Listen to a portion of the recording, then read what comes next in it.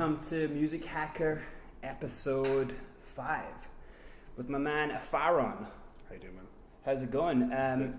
So we just did a little podcast at Outset Studios for your podcast. What was that interrogation about? It was actually it was getting to know you, man, and just what you've been going through as an artist in your career, and how because we met in a very like awkward.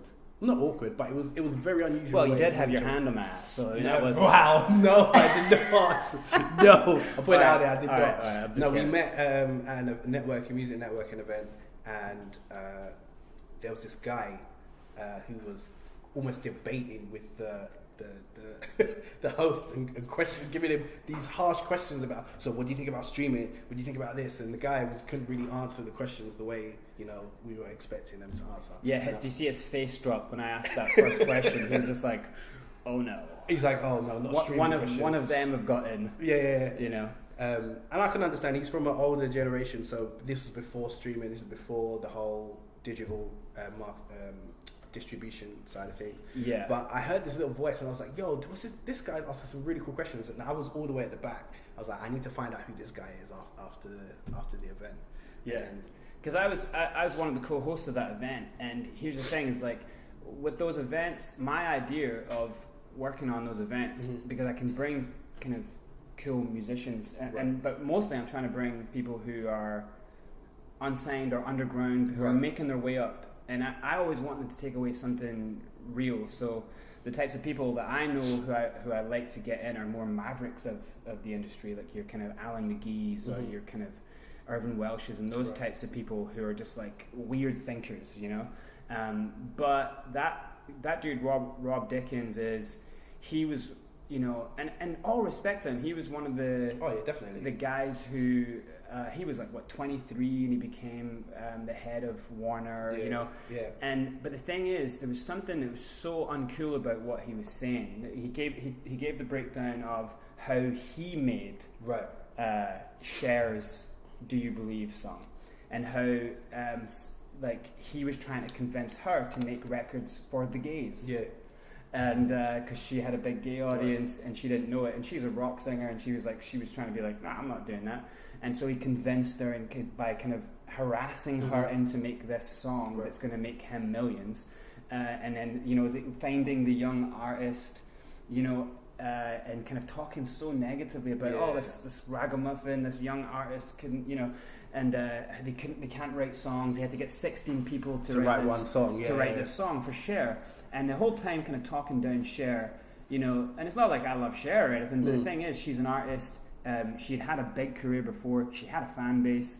He takes away all of the credibility of the fact that she had to sing the song. She came up with the vocoder idea. It was her idea, and he basically takes the credit entirely for making that hit song. Even saying, artists don't know what they're talking about. Artists are wrong. And so that got my back up. So I'm sitting there and just like, this motherfucker, And then we get into the whole asking him, so what I wanted to do was get him to a point in the questioning that he realized that his idea of an MD making records, I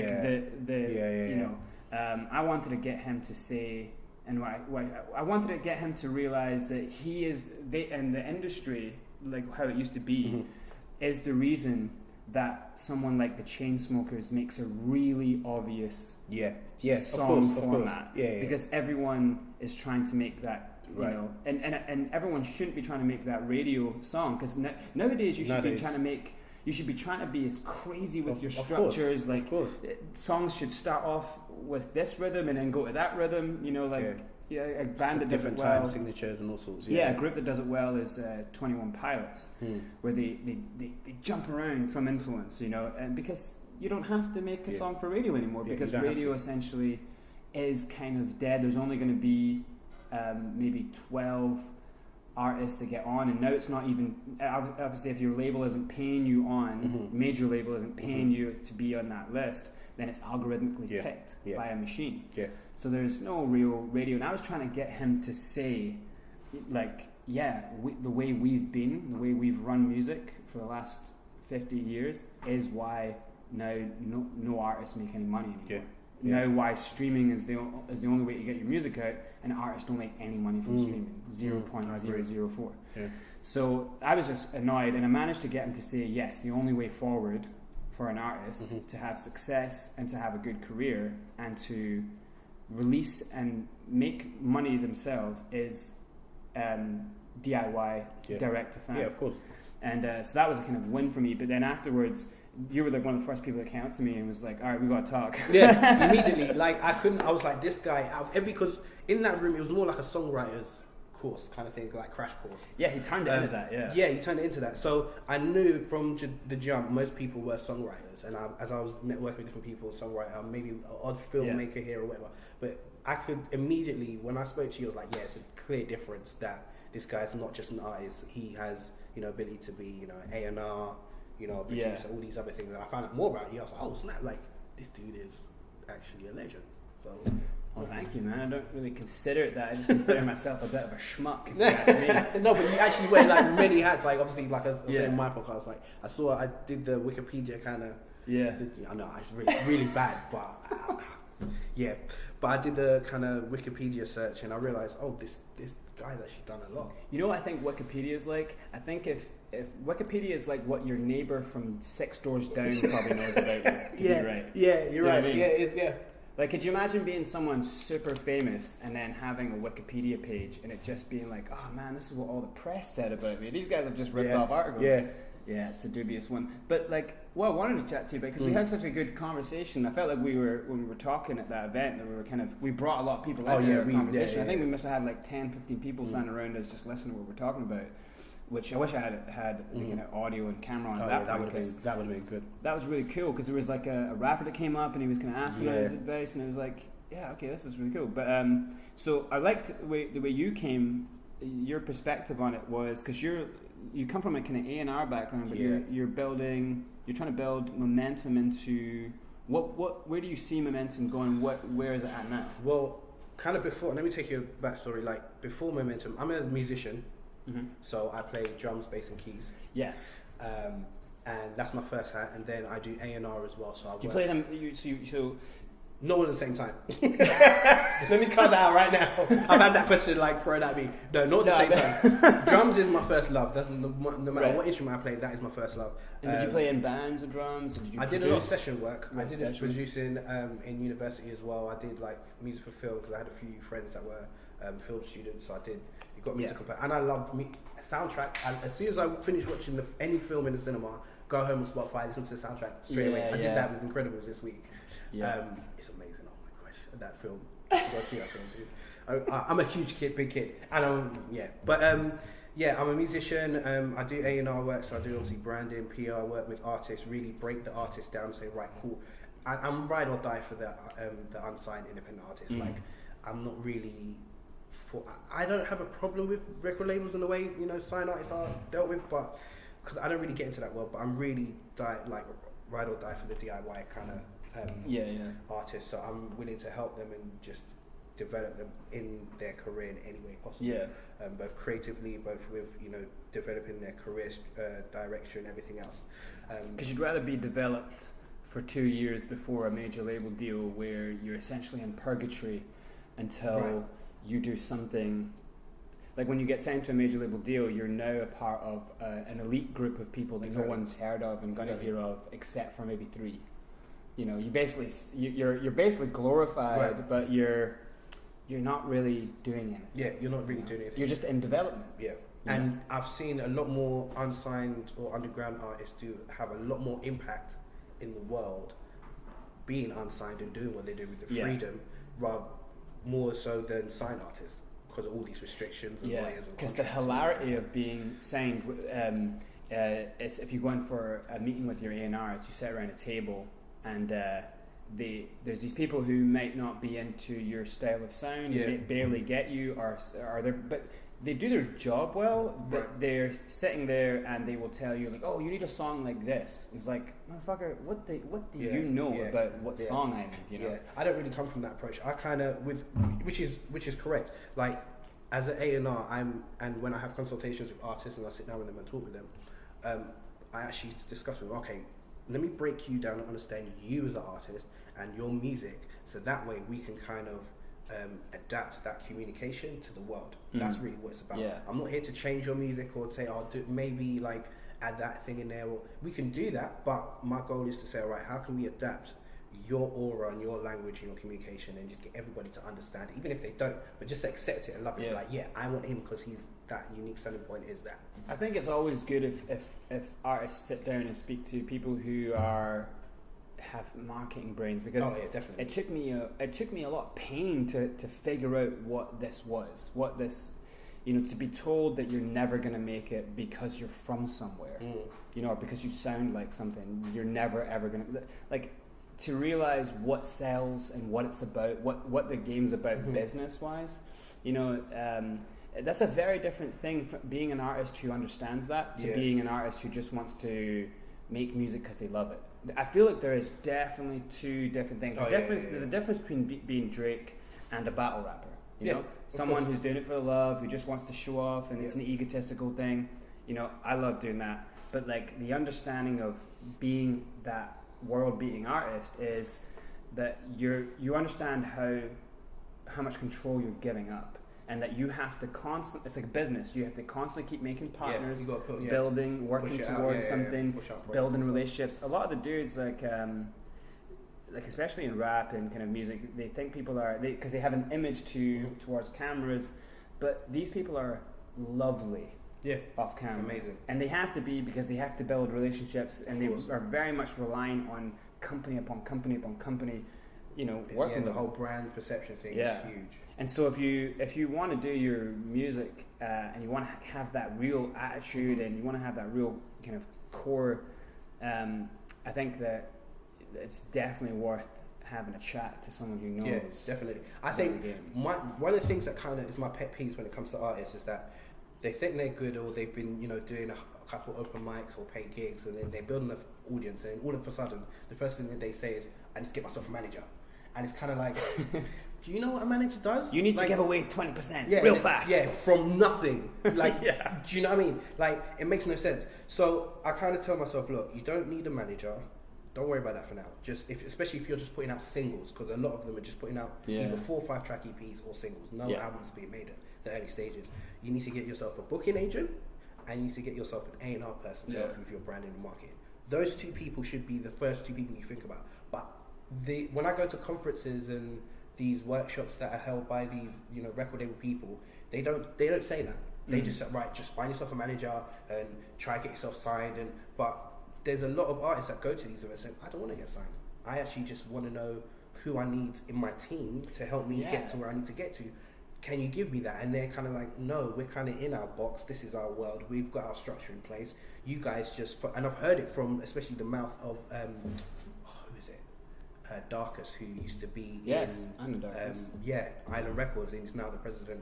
When I was telling you about Chris Rockwell and that event, Darkus was there. Right, yeah. He said in that room. Right. So he said, look, our only focus is making sure that we sign artists on talent, longevity, and there was one more thing, and I think it might have been look or brand or something like that. Anything else they don't care about. And that kind of blew me away, like, oh wow, like everybody who's in this room listening to this that's unsigned and maybe wants to have opportunities, or just not even to get signed, but just to have industry personnel give them advice, is kind of feeling really deflated right now. Yeah. Well, I think it's got I think that all the terminology is really scary to young artists. Like, I know the word A&R, the phrase A&R is dirty. It's been dirtied up. Instead of it just being artist and repertoire, why an A&R person is at a record company isn't just to talent scout. It is to develop. Exactly. And talent, street teamers can talent scout. Anyone can talent scout, but it's to build the artist. But then this is why if an A&R is a potentially dirty thing if it's at a label and the A&R doesn't quite get you. My A&R when I was signed to Sony was a 39-year-old white woman who probably didn't know anything about, and who I fast became to realize didn't know anything about hip hop. Wow. She was taking some of my productions, and she got some producer to put a timpani drum solo in. You know, and it was like, this is a song that had heavy guitars in it, and it was a hip hop song, and it had a kind of very like guilty conscience, Dre vibe to it. And all of a sudden, it breaks down right in the middle of a verse, breaks down into a timpani. Like what the fuck? The contrast is just crazy. I remember just almost throwing chairs around in her office, and just thinking like, wow, like. But she was the head of A&R at Sony, you know, so it's like, I can't tell her to fuck up. This is the thing, right? I actually Googled this. Like, an A&R as a job has 3 main factors, and a lot of people do not know this. Like, I'm going to blow people's brains right now. The first one, as you said, is a scout. So you've got A&R scout, you've got A&R creative developer that deals with the studio production, and then you've got the PR and the branding. Really, in retrospect, what the record labels have done is that really one person can do all 3, but that's so much work for one artist. Normally you have a product line manager, and you have your... So they've had to split up that whole those 3 sections to 3 different people. So you may have got a artist strategic career kind of A&R for that was your A&R, and you were expecting her to do a creative development role, but she can't do that because she's stuck in the strategic or marketing role. Oh, she tried to. Right. I mean, I remember she came into the studio the one time, and now I'd already, at this point, I'd worked with the Beatnuts, I'd worked with the Copenhaniacs, who had done a Britney Spears song, but hip-hop producers, and I'd worked with Adam F, and so my production was like on that level, you know, so I didn't have to convince, but I'm sitting there and I'm doing a remix of a song, and she comes in, and she's and all the people, all our crew of people are in, and everyone's going crazy at the lyrics. The lyrics are really funny, and everyone's kind of distracted. She's like, what's that thing, that the pingy thing that's that I'm like, the snare, and she's like, yeah, can you bring that down a touch? So I put my finger on it and I put it up, not down. And she's like, perfect. And so I realized at a very early level, no way, that A&R is like, and you can play a game. I started playing loads of games with them. I'd be like, because they always want to talk to you if you're an up and coming artist and everyone's talking about you. They always want to like, oh, you know, they want to kind of sell themselves and pretend to know everything about music. So they all want to, like, most of them don't know anything about music. Like kind of, they're not musicologists. They're there to do a job. Yeah, you know? Exactly. And so I would play games where I'd be like, they'd be like, oh, I heard you guys are into rock as well. You're like rappers who like rock music. I was like, and we'd be like, yeah, like they're like, oh, I'm a big rock guy. I know everything about rock, God, you know. And then you'd be like, oh yeah, like, are you a massive fan of Metallica? Like, oh God, yeah, I'm a huge fan of Metallica. Yeah, like, so that Pink album was dope. Like, yeah, I love that. They don't have a Pink album, you know. And then it's just like, oh, you know, and you just expose that you're a liar. Like, what are you doing, you know? Exactly. And so there's a lot of that stuff, but it's more a case of people just want to be cool. And a lot of people who get into the music industry, they work, you know, this is the thing a lot of people don't understand, is that people who work at record companies are just people. Yeah. They just work an office job. They're not rock stars. Yeah. And so, but they hold a certain power. So women get treated dreadfully in the music industry because A&Rs know, like junior A&Rs who work at a massive label know that they have power over a young singer. You know, and the young singer will kind of do anything. And I've seen it over and over. Girls get in real bad situations, and then all the way through the industry, there's situations where young males in the music industry get treated like hideously bad. You know, they get made to do all sorts of bad shit. Wow. You know, and so it's quite a dirty industry, and it's not just that side that's dirty, but it's the kind of, it's the lack of money that anyone makes. You know, it looks like it is a lot of money at first because you'll have a boy band, maybe 5 boys, and say 50 grand to them, and they think that's a lot of money. Yeah. And that's like, man, that's nothing. That's nothing. Like that can't do your whole band 2 months. You know, and so so nowadays the kind of deal structures and the kind of the way that you would bring an artist through. It's so different, and I think you were saying something earlier, like, you know, just having a team around you. I think if you had like a best friend, if I was starting a new group from start, I would, if there's 3 of us, get a 4th one and have that a non-music member, and make sure that they have a camera and that all they do is document everything you're doing, and just go live. And even if you went like every single day of, imagine if you were just streaming live, if you had cameras on, GoPros and stuff, and you were that band, that, like the Truman Show, you were that band that everyone just watched, like it would be nothing for maybe half a year, right? And then you would be developed, you would have such a fan base because everyone can watch you, like you're the walking, moving musical Big Brother. And the thing is that sounds like a good idea, but that's a horrifyingly bad idea because you give away your life. And so, you know, like you do those bad ideas that you have in the studio when you're just shooting the shit with your, and like the way you joke with your friends when no one's around, you say those horrible things, everyone's watching. So you could pretty much ruin your career like that. But if you take a step back from that and you actually kind of just take the principle of kind of having a person document your road, because if you go to any company now, marketing, if you make a product and you go to a marketing company, or if you want to advertise it, if you have a record, or if you've got a movie you're making and you're going to get funding, every single place you go, the number one thing that they say now is how many views does it have, or what's the subscriber numbers. It's bean counting. And so I would say if you're a young group, you have that extra member and you upload so that the numbers are going over. You're developing your fan base. You go out on the road, the shit that happens on the road, it's hilarious. You're making a TV show, and as long as it's coming every week, one video a week or two videos a week, you're just going to grow. And then all you need aside from that is one more friend, your other best friend, and that's your manager.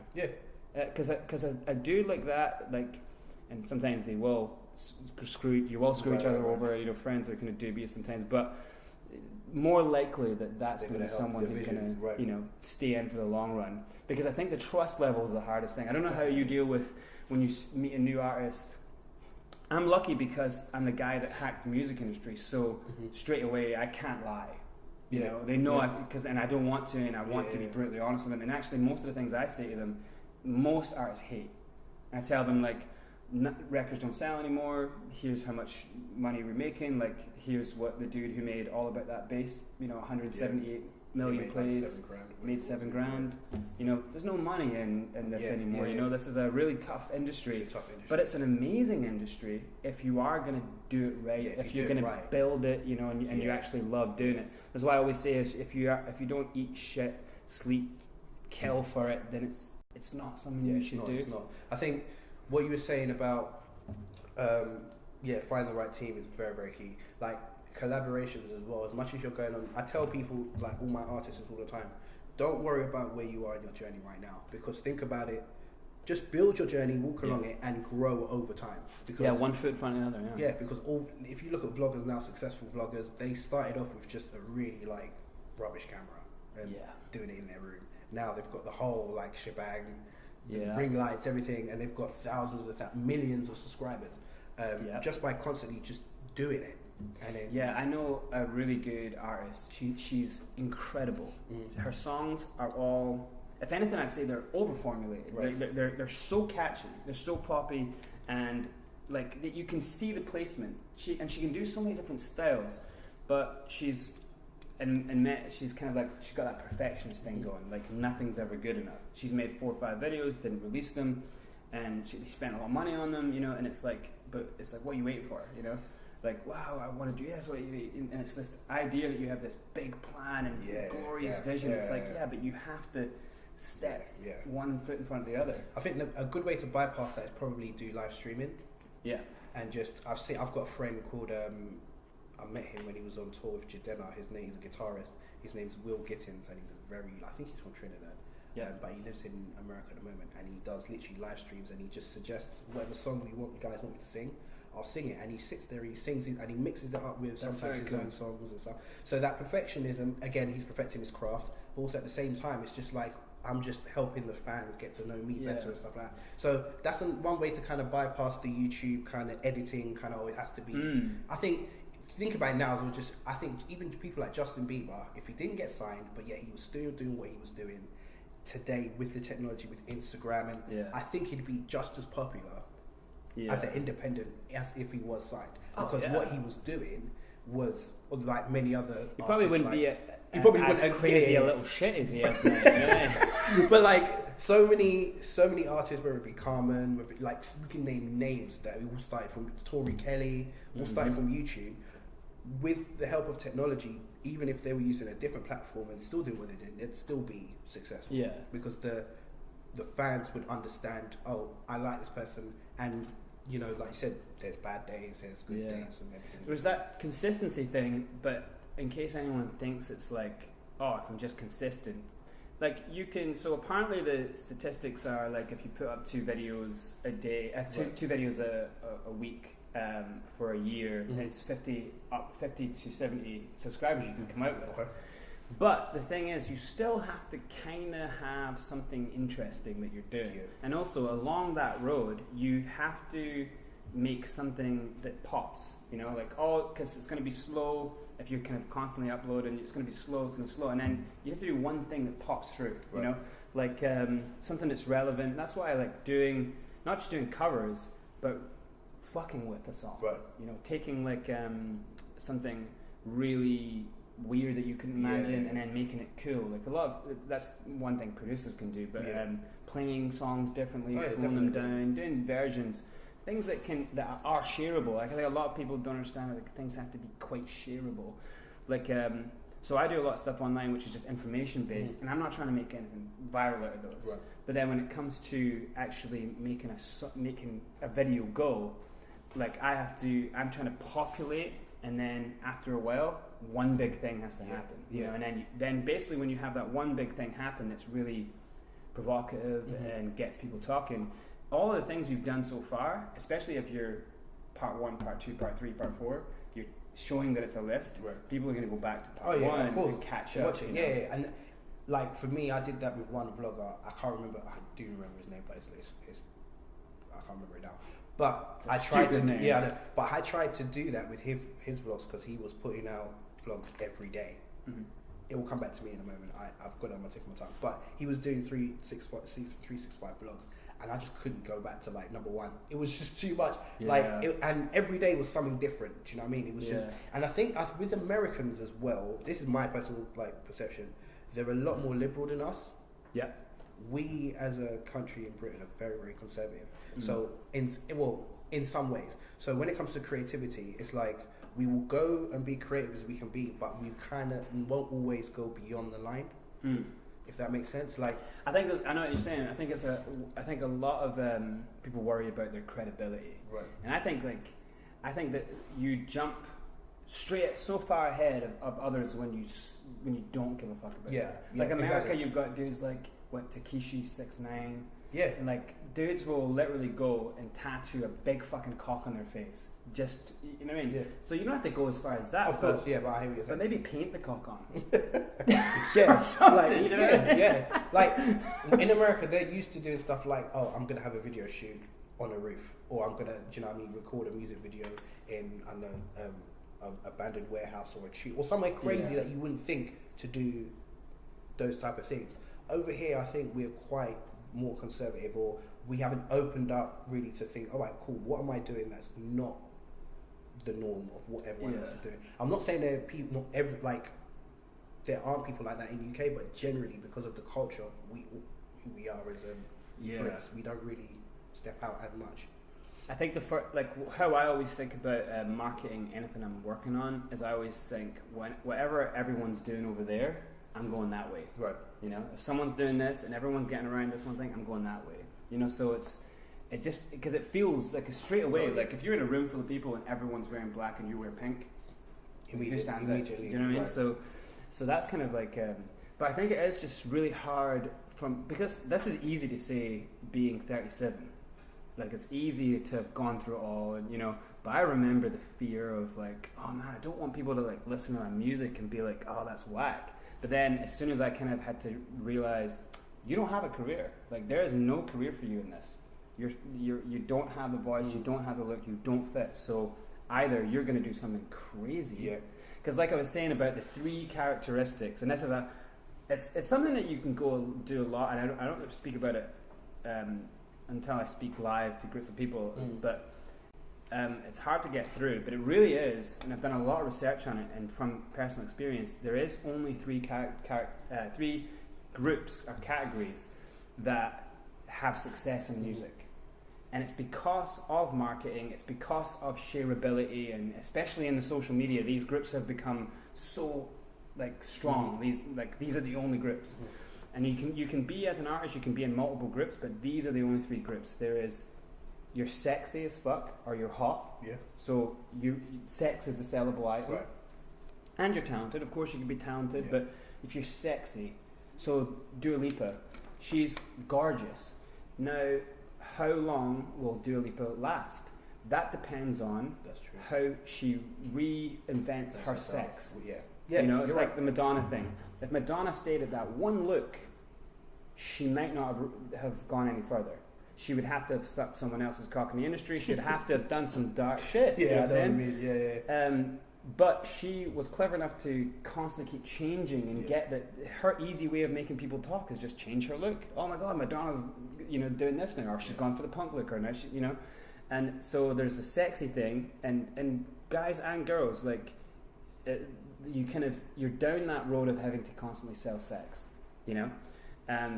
But if you are talented, you can have a good, like Beyonce. You can have, but Beyonce does sell sex. Yeah. Sex is the sell a bit, but she just has a phenomenal voice. Right. But then you get the other category, which is crazy. So you're crazy. So this is the kind of people who sell newspapers, people who are easily shareable. People are going to share this about this guy because he's, like the Libertines lead singer, or like Tekashi 6ix9ine with the crazy, he's a Blood and he's a Crip. Like what? Like immediately, as soon as you hear that there's a rapper saying he's a Blood and a Crip, you're going to go, I'm going to watch this guy. And you rabbit hole because now there's so much crazy shit on him. He's just a mental case, and you're like, all right, but I've actually started to listen to a couple of his records, and I kind of like it. Yeah. Do you know what I mean? So, do you want to sit in a room and be friends with these people? No. But do you want to listen to their records? Yeah, of course. Fuck yeah. Of course, So crazy does sell. And then the third category is sympathy. So Susan Boyle, Ed Sheeran, Fat Ginger Kid. Is there going to be another Fat Ginger Kid signed? No. Do you know what I mean? And that's the thing, when someone comes through and they really use it, something works for them. Right. There's not really, you can't come along and be like, oh, you know what, I've got freckles too, and I'm ginger, and I'm I'd say paint your fucking hair some other color then, get those freckles laser removed. I'm just kidding. But do you know what I mean? There's only going to be one Ed Sheeran, so you have to kind of, so those three categories. What about weird? Weird falls in it crazy. Okay, cool. As in just anything that's shareable, that's going to get people talking. And you look at it like that is really all marketing is like remark worthy. Okay. Is it remarkable? Yeah. How can a word go? And now with social media, word is so much easier to go. But then now the level of what's crazy is risen. So how do you be crazy when you've got a motherfucker tattooing 6ix9ine on his forehead and claiming to be a Blood and a Crip? How are you going to be crazier than that guy? So now, but then you don't have to be as crazy as him. You just have to be better, and then think about ways of selling your videos or your content. And so that's if you don't have the sympathy thing. Say you have one arm and you're a guitarist. Yeah, that's a good one-handed guitarist right there. Yeah. If you have you're playing it all one 18 hand. million views on Facebook straight away. Damn, I almost want to cut my arm off just to be that guy. I want to learn with one hand. You know what I mean? Yeah. But it's what I'm saying. You know what I mean? Say you got one leg and you're say you're a one-legged drummer. You know. There's a one-handed drummer, but I'll be upset if that I couldn't do that. If you're a one-legged drummer and that little leg's just flying around everywhere, you'd be so, So I think more people should probably chop off limbs. No, I'm just saying. No, I'm not. Never. Don't chop off a limb. But So these characters, you can see how the characters. Yeah, I know what you mean, if you look at every artist that you can kind of put them in, but I'm talking about successful artists. I'm not talking about if you look at the charts right now, where does Macklemore fall in? It's oh come on. I'm not like Macklemore. If you look at the way he markets his videos, it's kind of like crazy, but he's also super talented, and he's kind of weird in a way, you know. And then he has hot girls, and you know, so he's trying to use all the categories, but also he might be successful. But how long? Where's Macklemore now? Yeah. You know, is he relevant all the time? You know, is he Drake? You know, so and Drake's a classic case where he's like from Canada, he doesn't quite fit, you know, but then it's, you know, he's like the guy, and what does he use in every video? Right. Sex, you know, like, so you have to like position yourself and figure out what category you fall into. Maybe you're all of them, you know, but it's just that way of when you know the categories, you can kind of try to market, you know, or you kind of go, I'm going to do something completely opposite to everyone, but then you're kind of still using the category because you're just trying to stay away from all, you know what I mean? Yeah, you are. So, and so what, the way I use those categories to say those are the 3 categories, where do you fit into? But if you don't want to fit into those categories, all right, well then you got to do it consistently. You got to be like pumping it out, you know, because you got to build a fan base, you know. I think that building a fan base is one of the most difficult things for artists to do these days, because there's so much supply in artistry or creativity as a whole when it comes to different categories, whether you're a singer, rapper, musician. It is quite difficult to kind of get that unique selling point within those 3 categories to be like, all right, cool. Yeah. This is what I'm doing, and this is how I can be effective to this fan base, and they receive me, like, you know. Yeah. It's a tough time. So what are you doing with? So where do you think momentum goes then? What do you try to do with it? Are you saying, are you doing mostly booking now? I'm doing more. Yeah, Momentum Music is now a talent agency. Right. It was an artist development company before, and I was dealing with just the PR side of things, so getting press releases and press kits off the blogs, and radio stations and stuff like that. God, that's a hard world. Yeah. What else was I doing? Oh, artist consultations, and looking at the career direction of the artist and saying, because they always had a product. They're like, I've got this product.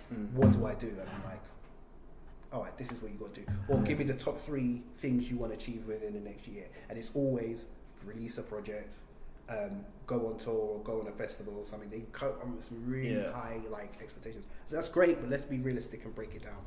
Yeah. But a lot of the artists didn't really, well, during that time, even though the services were great, they weren't really appreciating the intangibility of the service, because they want a physical product, whether it's going on stage, or do you want something that can say, right, I made that. You can't really touch analytical. Yeah. Do you know what I mean? Fan based. Oh, my fan base has gone up. Like subscriptions gone up. You can't really touch that. Yeah. So we said, all right, how can we find a way to make our services more tangible? Let's just turn it into a talent agency. We still have the A&R services available, but we're just focused on live bookings now. So we're booking for how many acts I've got? I think I've got like 10 or 15 acts. I can't remember the number. I'm constantly working. So, but we've got a mix of singers, spoken word artists, comedians, anyone in music industry. What's the most common thing someone as an artist says to you that they need or want? Get me bookings, please. Yeah. As always, every time, oh, you're a talent agent. Oh yeah, I need to talk to you. Yeah, can you get me bookings? I'm like, all right, dude. Like, how's your fan base? That's the first thing I'm asking. Let me look at your fan base. I guess that's the first thing I would say back to anyone is like, when they ask, what do I need? Is like, well, what are you doing? Like, what are you doing? Like, what have you done? Like, how? I would say, like, how good are you? Like, exactly. How are you going to get better? You know, like, have you tried to book a tour? Have you tried to go and self-fund a tour? Like, just go and play. Grab your backpack. You know, book 5 hotels in different towns or kind of hostels, and just go take a fucking camping tent. Like those examples are the type of examples that artists need to hear. And that's what I'm saying. When they go to these workshops and these events run by record labels, they don't give them that kind of tailor-made advice. Whereas people like us, we say those things like, go try this out, try that out. We thought about this, and at the end they're kind of like, oh yeah, that's true. I can actually go and do that. I think the best. I think you can always see a real artist. Right? Oh yeah, definitely. A real artist is someone who you approach them because you love their music, and you say like, oh, like, so what are you doing? Like, and they're just kind of like, man, I'm just doing this. You know, I'm just doing it because I love it, and then that's cool. But then might ask you like, oh, so what do you think I should do? And it's like, well, have you you suggest something and they don't immediately turn and go, oh, it's so hard though. How come I can't just get it? Like, how come you can't just tell? Do you know people? Like, I get this all the time. It's like, you know people, and the thing is, I know people at labels, but I hate labels. You know, so they always ask me to try get my music, and I'm like, oh, wait. Do you have to understand who you're talking to? Like, I am the anti-label guy. You know, like, and I've gone through that. You know, like, I'll tell you everything about labels, and then that empowers you to make a decision of whether you should be. And then most of the time, it's like, I still want a record deal. It's like, all right, you know, but like, I'm not gonna be the guy that introduces you to someone who then 2 years later you're like, hey, I had that same conversation with the artist manager a few weeks back. I was invited to their launch, and he's a young rapper, and he just literally got a brand deal from at a very early age from this brand, this Italian brand, and he's very good. He's on the way up. I can definitely see as an A&R where he could be within the next 2, 3, 4, 5 years. So I went to his manager. I said, "Yo, bro, I love your artist. It's great. What do you want to do?" And he's like, I said, I'm a talent agent, what do you want to do? And he said, yo, we're just trying to look for, you know, the best offer. I was like, I want it. I said, cut all that. I just said, cut all of that. I'm a talent agent. And I said, right, depending on whether you want to get signed or stay independent, depends on the rest of this conversation, whether I stay or leave right now. Yeah. And he's like, well, okay. When he saw I was serious, he's like, all right, we kind of want to stay independent. That's the kind of the goal. So I said, right. Yeah. Now we can have a conversation. Let's have a meeting. Yeah, it's like I always wonder why people can't just be like brutally honest and say like, what do you want? Like, if they turn around and say, oh, like I just want fame, it's like, okay, like, all right. Well, then there's a road to that, and there's the things you'll have to give up, and there's your privacy, and okay, now you might have to be in relationships with people just because it makes sense for your career rather than you like this motherfucker. Right. I might have to hook you up with a horrible fucking cunt. Yeah. And you might just have to date that guy because... Just for his perception. Do you know what I mean? So that's the fame game. Yeah. That's that world. And as soon as you say something like, oh no, it's like, well, that's that world. Yeah. You think Kim and Kanye liked each other? Yeah. Are you fucking crazy? Probably do now, but I mean, they've had to go for a lot. They've had to have a kid because that's just kidding. No, but you're absolutely right. You're absolutely right, and that's what I tell artists as well. Like, the first thing I say is, what do you want to do? What's your journey, and what do you want to do? Do you want to be signed, or do you want to stay independent? Because that depends on the conversation that happens with you as a talent agent or A&R next. Yeah. And if you want to go with a record label, fine, cool. Our conversation ends. You need to go find these people. If you want to do it independent, cool. I can help. And there is still a way that I hate labels, but I hate labels like when they sign artists who aren't ready yet to do it. There is a time. I mean, it's just business, right? There is a time, and you can get money off venture capitalists. Oh yeah. You can get money off anyone. You don't have to have a label. If you can get branding deals all the way up to 100,000 and then fund your record and tour, you know, you don't need a label. You can get money from other sources, but there is still the power of going with a label when you actually have done the hard work, so that when you go forward, you've got 100,000 subscribers, you've done 2 tours, you know your sound, they can't fuck with it, they came to you, rather than you come to them. If you go to them and you've got nothing, you're going to get fucked. Or you're going to be molded into what they want. And then they're only going to take you from those 3 categories. That's why I really mean the 3 categories. Yeah, of course. You can obviously make any music and have success in the DIY way. But what I'm saying is the DIY way is the only way to get outside of those 3 categories and build your... What I tell artists is, like, when you're joining, because I'm a huge basketball fan, like, when you are joining a record label, it's like joining the NBA.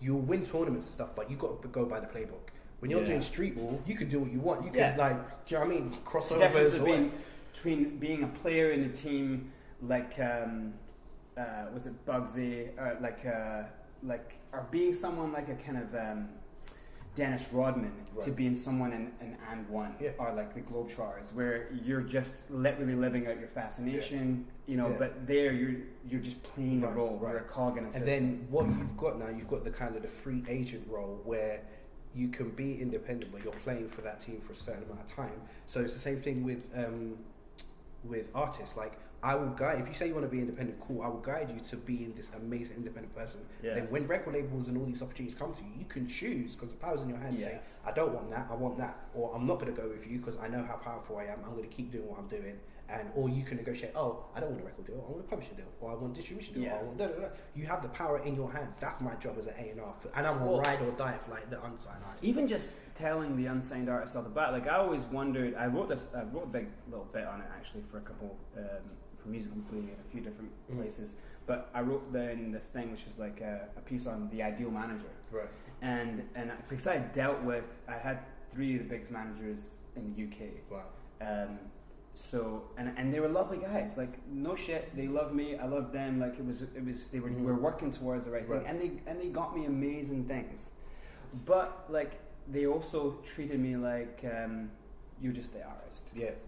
You know, keep quiet. Kind of thing, yeah. And many times that kind of almost screwed me out of. I was out of a contract, and the manager didn't want to read the contract, and I'm like, "Well, the contract's up. I can get." And there's another deal there. Like, why can't we just move? He's like, "Yeah, you don't know what you're talking about. You know, just that whole you're the artist." And so I always kind of had this ideal, what the ideal manager would be for me, and it would be someone who, if I sat and thinking about my crazy mind when I was young. Sitting down and all you want to do is like, please just get me what I need. I need to be, you know. And so I would want a manager to say, where do you want to be? Like, let me give you 3 scenarios of where you are in 5 to 10 years, right? And if the manager said in 10 years you're touring, you're relevant, you maybe you don't have, you know, all the world that you're imagining, but you're out there and everyone knows who you are.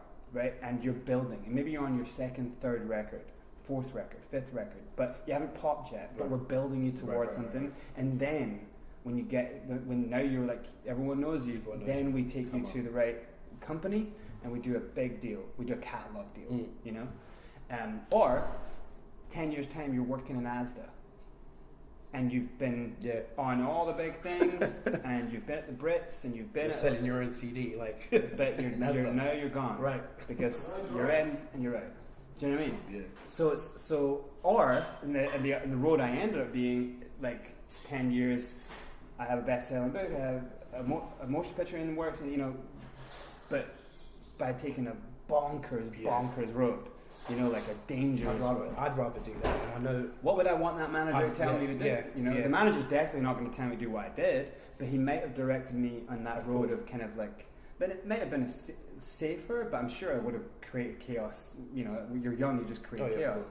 But the road that I absolutely am glad that I didn't just take was just being signed as a puppet and then out skiing. No other. And I think because of the change of the industry now, the record labels don't have time to develop artists at all unless you're in the top 10 like categories. This 365 thing as well, like 360 deals. Like I was meeting up with a videographer guy, and his friend was managing a band, and we were sitting in WeWorks. And I didn't know that they were talking about this band, and as in this, it was a manager and the guy who I was there, and the manager was like a 30-year-old dude, young Manchester guy. He has this band, and they're pretty cool.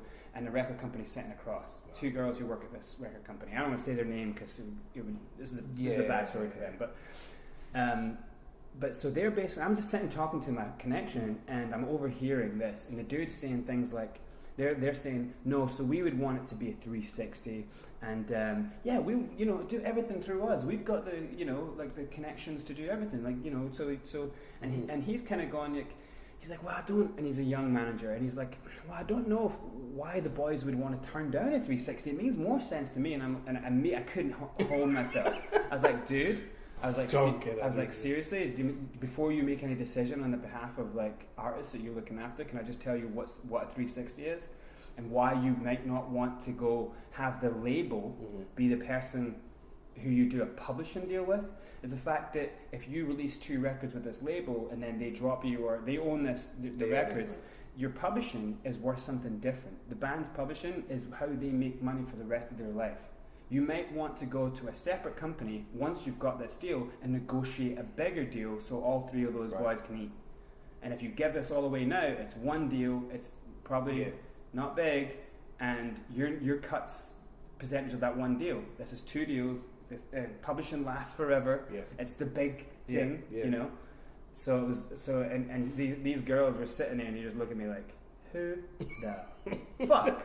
Let this guy in. Negotiation, man. Yeah, they hated me. But then they were kind of like trying to talk to me the whole night, like, oh, you know, like we weren't trying to screw the artist over, man. We were just, you know. And then the guy ended up not doing the deal with them, or he did a music deal with them, but he didn't do the publishing deal. Thank fuck. But like, you know, people don't know what these things are, you know. And that's essentially what kind of music hacker is. That's what I'm trying to do. That's good. No, it needs to happen, man. Stuff like that needs to happen more often. So, goddamn, we got through a lot of sexy stuff there. It's been like 2-3 hours of podcasting. I know today's been a long day. Yeah, getting the good word out there. But so where can, if an artist is seeing this or hearing you, how do they get in contact with you? Everything of all my social medias are at Develop Momentum, or you can go to developmomentumuk.com and send a submission in. And the company's called Momentum. The company's called Momentum Music Talent Agency, but the tag is just Develop Momentum. It's kind of a spin on things. Absolutely. So that's where they can contact me if you're an artist, you're interested in bookings. Just literally go to the website, put in a submission. There's a submissions page on there. Put your music, put your links in there, and me and my team will review it. And if it's good enough, we'll contact you. Simple as that. And if you need any other services as well, PR. Press releases, all that type of stuff, you can do that as well. So it's all on our website, so everything you need to do is contact me. Yeah. Absolutely. Bang. And that's it right there, peeps, is that there is good people in this game and you just have to seek them out. Don't make any rash decisions. If you just need to talk to someone, you can always reach out to either one of us and get some advice. Keep checking out the Music Hacker podcasts. Watch back. There's some really powerful interviews with some artists who are signed, some artists that are coming up. Some real honest, brutally truthful interviews about the fears and all the kind of insides outs of the music industry, the truth about the business. It is a kind of falling industry in many ways, but also it's a growing industry in other ways. The kind of independent world is growing fast, and there is many ways for you to get your music out there. It's just something worth thinking about. There's other podcasts that you can watch of mine. The Bromosexuals is a pretty dope little podcast where we just talk about just kind of all the silly things that are going on in the world. And then there is also Breakthrough, and I'll do Music Hacker and Breakthrough every other Friday from each other. So stay tuned to Real Time Radical YouTube, where there's a podcast every single day. And then also hit me up on Brains McLeod, at Brains McLeod everywhere, brainsmcleod.com.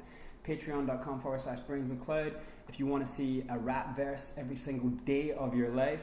And stay tuned to that 10th album coming soon. And it's been an honor chilling with you today. And we'll catch you all on the flip. Beautiful.